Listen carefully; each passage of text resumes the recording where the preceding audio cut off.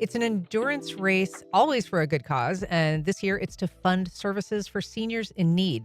Here to tell us about the annual Freed to Run Challenge is founder and attorney Mike Freed. Good morning, Mike. Good morning.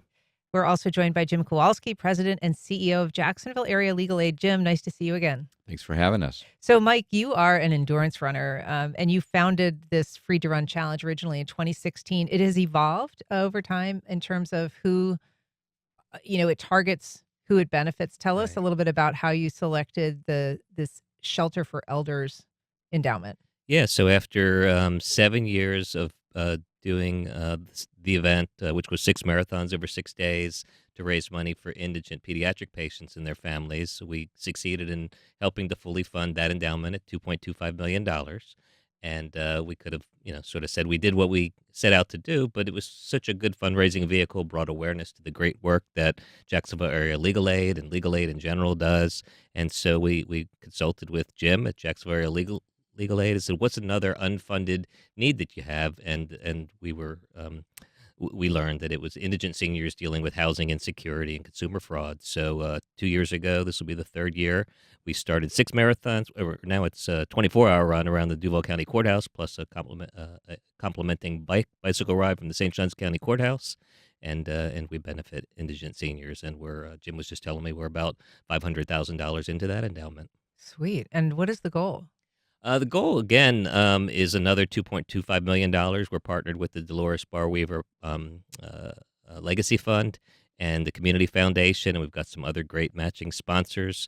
And Jim could tell you about the model, but basically it's to create sustainable legal aid for constituents that need it. And by putting money in an endowment, we use the interest to support the program in perpetuity. Gotcha. And Jim, so talk about the need that elders have. This is specifically around elder housing. And obviously, Jacksonville Area Legal Aid does a lot with trying to protect people in their housing, prevent them from losing housing. But what are some of the specific challenges that seniors face? So, all of the issues that we deal with in Florida, from the insurance affordability issue to general housing affordability, impact seniors more than anyone else. So, for example, if you're a senior in a reverse mortgage and you need repairs, you need your roof replaced so that your insurance company will then write your homeowner's coverage, you no longer have the income to do that. But if you don't have your roof replaced and you don't keep your homeowner's coverage, you're breaching your reverse mortgage, and you actually can be Oh, the victim or subject of a reverse mortgage foreclosure. wow. So that's a very traditional use where our services come in and represent those seniors in those sorts of cases. But these days, it's much more expansive. As Mike talked about, consumer fraud, we deal with door-to-door scams after the hurricanes when the roofers flood the neighborhoods. All of those issues, solar, PACE, all of those dramatically over affect our seniors.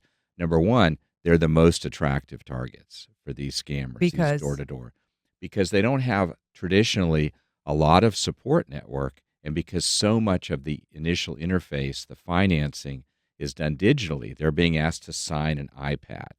They're not given opportunities to read it.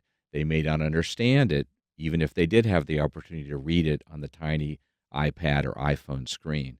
All of those, and then they're also, again, they're just very attractive targets. Seniors have always been attractive targets for scams, and now the scams are better and more affecting their housing. and so this fund, the money is raised, Mike, because people commit to a lot of activities. So Hmm. these are laps that are run or walked around the Duval County Courthouse, which is a half-mile lap, per lap, and so they kind of get people to sponsor them for that. But then there's this other component, which is this ride if you wanna hop Yeah. on your bike down at the St. Johns County Courthouse and pedal to the Duval County Courthouse. Correct. Yeah, it's a pretty unique experience, starting with the bike ride, which Jim has been part of every one. He brought one of our singlets, I believe they call them. They are called jerseys, but thank you. Jerseys, sorry. Jerseys. I was Yeah, but it's the we, Free to Run Challenge jersey yeah. that he's got there. So we take good care of our runners and our bicyclists, and I want to make sure everybody knows it's free. You register and you come out and you join the bike ride, or you join the run, or of course come out and support people. The goal is to get people to donate, or to get others to donate for the extraordinary efforts that they're putting in. And yeah, you can run, you can walk, You can obviously do the bike ride, which starts at the St. Johns County Courthouse and goes to the Duval County Courthouse with a full police escort. Costs you nothing. Yeah, and so you've also this year added a couple of comfort stations Hmm. around the courthouse. There's just basically like one at each corner where people can stop in, get a break, get some Correct. water if they need. Yeah, trying to create sort of a tailgate party atmosphere. Uh-huh. Campers RV has come on board in a big way as a sponsor. They're putting 4 campers, one on each corner, so runners can rest and people can stay in the campers and cheer them on. And it lights up the course a little better as well. Yeah. Well, the event is a 24-hour period. It begins Saturday at 11 a.m. It goes through Sunday, November 22nd and 23rd. And there's also a 5K that starts on Sunday at 11 a.m. But we have a link on our website if you're interested. Mike Freed, Jim Kowalski, thanks so much for doing this today. And Thanks. thanks for the fundraising that you're doing. Thanks for Thank you. supporting us. Yes.